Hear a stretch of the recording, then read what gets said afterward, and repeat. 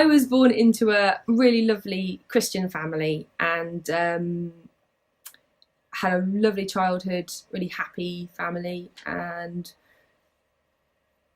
went to church, went to Sunday school, and but really probably became a Christian for myself when I was sort of 14, maybe early teens. Kind of coasted through until uni, did well at school, worked hard, wanted to do well. When I went to university, I guess I perhaps tried to push the boundaries a bit to find out whether being a Christian was really a necessary part of my life. Just tried everything, went to everything, and didn't do so well academically, but really kind of just tried everything out. And it was there for a year, and then a little bit into my second year, it all ended catastrophically. I bombed out of university with just really leaving a trail of just heavy drinking on my own in my room, not healthy stuff. I was in quite a destructive relationship with a guy. It wasn't healthy at all. And I came home just feeling really ashamed of myself and just embarrassed, not partly because I hadn't gone there to done what I meant to do when I went there, but because I'd just fallen about as far as I felt like I could fall. I'd just spent a year and a half pretty much running away from everything that I knew God to be and seeing if I really needed him. And it turned out that without him, I was a mess. and I needed him. And I guess up until that point in my life, I hadn't really had anything challenge me. I mean, I was only, 19, 20. Nothing had really challenged me in life. I hadn't really been through anything difficult. But it was that time that really galvanised my relationship with Jesus, I suppose. Up until then, it was going through the motions. But then it became something. I came back to a lovely family who just were full of love and comfort, and I found just rehabilitation from this pit that I'd found myself in to back to a healthy person and a healthy relationship with God, and realising that I needed him. And that he was, I needed him. 12 years on, and I'm here, and I'm happily married to a lovely man, and I have the most beautiful 2-year-old, and I am nearly 5 months pregnant, which is brilliant. But this is my 4th pregnancy. Oh, grief. My 3rd this year. We had Tom, my little boy, in 2015. We didn't really want lots of big gaps between our children, so about a year and a bit later, having had no problem at all conceiving Tom, we thought it'd be nice to add a second. After nearly a year of trying, nothing was happening, and I was starting to get really worried because Tom had happened without any sort of effort at all, almost, and we just didn't foresee it being an issue. And then sort of a year later, and when still nothing was happening, it started to bother us. So it consumes you trying to have a baby when it's not happening. Particularly as a woman, knowing what needs to be done at the right times, it just can overcome everything else, beyond reason. And after a lot of worry, in December 2016, I had the positive test that we both dreamed of for what felt like a long time. For us, that felt like a really long year that year. And we were over the moon. We got this positive pregnancy test, and it was just, so excited.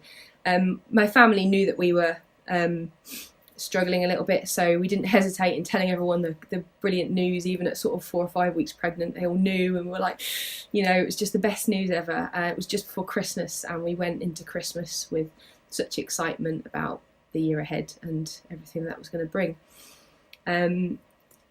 A couple of weeks after Christmas, I had a little bleed, freaked out, but was kind of, you read up and a little bit. Well, I read up. I'm the kind of person that reads up, and found out that it was quite normal, and that it was only very slight, and I just chilled out for a couple of days, and it sort of stopped on its own. Nothing to worry about. Didn't really think anything of it after that.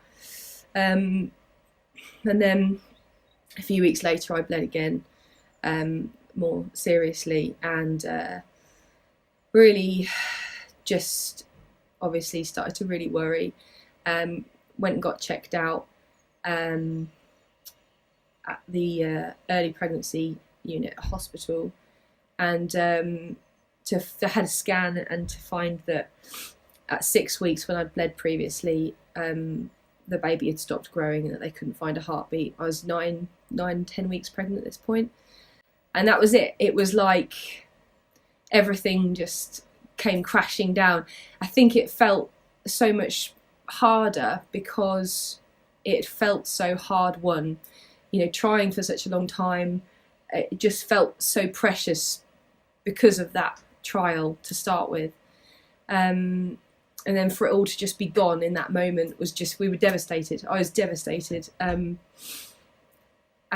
it, up until that point, the whole year had been about trying for a baby, and then I was pregnant, and then it was all just gone. The weeks after that, we spent my body didn't really deal with it very well. Back and forward to hospital, ending up in surgery, and just trying to recover from that. I was just so angry with God for something that I'd prayed for quite casually when we first started trying, as it wasn't happening, to more desperate cries of help, please, to then actually losing it and just thinking, why give it to us in the first place if you're just going to take it away? Sorry. I was angry. Everything sort of triggered it off. I was angry whenever I saw someone who was pregnant, kind of almost anyone that had more than one child. I know it sounds daft, but just really resentful of why it hadn't happened for us. Even though I know it's not something that we were suffering alone with, it happens to people, but I just was so angry. I struggled to come to church. I struggled to sing the songs some weeks, and nobody knew, because we told our family, but nobody knew. We hadn't announced it, and in many ways I'm so grateful that we didn't, but in other ways nobody knew there was anything up, so you're just kind of trying to save face all the time, holding it together, when in normal life. We went on holiday a few months later with some friends, and we came back from holiday, and I wasn't feeling quite right. You just kind of know when you don't feel quite right, I think. And because we'd started trying again, I just took a pregnancy test just to make sure, but I didn't think that I was pregnant. And the test came up big fat positive. I nearly fell over. I was just like, you have that kind of surge of elation, but then I knew that my body wasn't acting how it should if it was pregnant. So I was immediately really cautious and worried about what was going on. It wasn't that long after what we'd experienced as well, as a couple of months. So I rang up the early pregnancy unit again, kind of got to know them a little bit there, and they called me in for a scan just to see what was what. I would have been like a few weeks pregnant maximum, so it was really, really early on, and they always give you the sort of spiel about, we might not see anything even if it is all okay because you're so early. So we went in had a scan. They couldn't see anything, but they took my bloods, and the blood test came back massively pregnant. You're very much pregnant. So we didn't really know what to think. Why couldn't they see anything? We went back for, I went back for blood tests sort of every 48 hours for the next week and a half, 2 weeks. The scans didn't really show anything going along, but the blood tests showed that the hormones weren't accelerating as they should be in a healthy pregnancy. And then they started bandying about the term ectopic pregnancy. It came to the point where they said, we have to do something. We can't, with an ectopic pregnancy, if you wait and it ruptures, it's very dangerous. If you're left untreated, you're bleeding internally. It's dangerous. We need to do something. I'd gone in for a normal blood test and scan as I had so many times before. To suddenly be faced with we need you to make a decision right now on whether to take a drug it was a form of chemotherapy to clean out any sort of foreign tissue that might be found down there, or have surgery to remove the ectopic pregnancy that they couldn't really confirm was there in the first place. And obviously if they hadn't found anything, they wouldn't have removed anything. Because they'd bandied about this sort of the possibility of an ectopic pregnancy, I'd done a bit of reading up and I knew about this drug, and I just didn't feel right about it. And I remember just sobbing down the phone to Pete, my husband, about this seemingly impossible decision, because it was policy to take the tube, the whole fallopian tube, in the surgery, regardless of, they don't try and clean it out anymore, they just take the whole tube, because of the risk of it reoccurring if they don't. So I was faced with this choice about whether to have the surgery to remove the tube, which could it doesn't halve your fertility in the future, but it does reduce it, and all this drug that was going to wipe anything out. Neither of us felt comfortable about the drug, and so the shock on the surgeon's face when I said, I think we want the surgery, 'cause to her it made no sense at all to make that decision, and she was like, okay, fine. Well, they kept me in that night, and first thing the next day I went into surgery, and up until that point I hadn't really had any discomfort. I hadn't had the telltale cramps that people say that you get, or anything. Really, it was just I knew something wasn't up that made me take the test in the first place that showed the positive. And I went to surgery, and they found that not only had I got an ectopic pregnancy, it's sort of hiding just behind my ovary, but that it had ruptured and I was bleeding internally. And the doctor came round afterwards and said that it was really good that we hadn't waited any longer, because it had already ruptured, and it could have been a really serious situation. And I just thought, having been so angry with God for most of that year, it really felt like he had, it really felt like he had led us both on the other end of the phone to each other in that decision, because had I taken the drug, they would have waited for several days for it to have taken effect before they'd retested my blood. And of course, knowing now that it had been a ruptured ectopic would have left me in a much more serious condition, and I would have had to have had the surgery anyway once they'd realised that what had happened. And actually in plumping for the surgery, however illogical it seemed to the surgeon at the time, had actually not only nipped it in the bud and sorted that situation out, it had saved me from months of that drug being in my system. And I remember getting home, and Pete said to me a couple of, I think it was a week or so later, he kind of confided that he'd been waiting for me to crash and burn and just fall off the cliff like I had in January, and just go into a hole and eat chocolate and try and get over it all, and kind of hide away from everything for weeks. But I didn't. And I can only really explain that the difference in that situation was God, really. January was really painful, and April it was.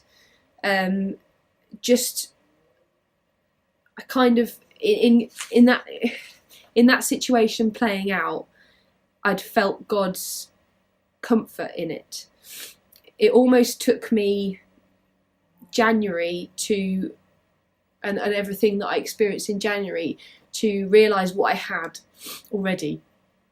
I had a bit like university. I came back and I had this massive family, church and normal family, who were rooting for me and praying for me. I had this relationship with Jesus that was there regardless of what I did. It doesn't matter how much I drank or all the stupid things I let myself do at university. I always came. God was never. He never distanced himself from me. He never went, I don't really like who you are anymore. I'm not really interested in you anymore. He was just there to comfort me and rehabilitate me and just let me know that he loves me, regardless of what I do. And I think January and the miscarriage made me realise that it was the same. God doesn't make bad things happen, and he doesn't promise that they won't happen to people, but he is always there when you go through them and you come out the other side. 8 weeks after the surgery for the ectopic removal, I found out I was pregnant again, and to have gone from trying for so long for the January baby to then having had a tube removed, for it to have happened in 8 weeks just blew us both away, really. And we were really so excited but really nervous, and but it was just incredible. I don't think we either have expected for it to happen just like that. Now I'm 5 months pregnant, so it's not like we've had all the extra appointments and scans and whatnot to reassure us. I'm not going to say that I don't look forward to those for every bit of reassurance I can get, because I do. But I know now that I guess having a truly real relationship with Jesus,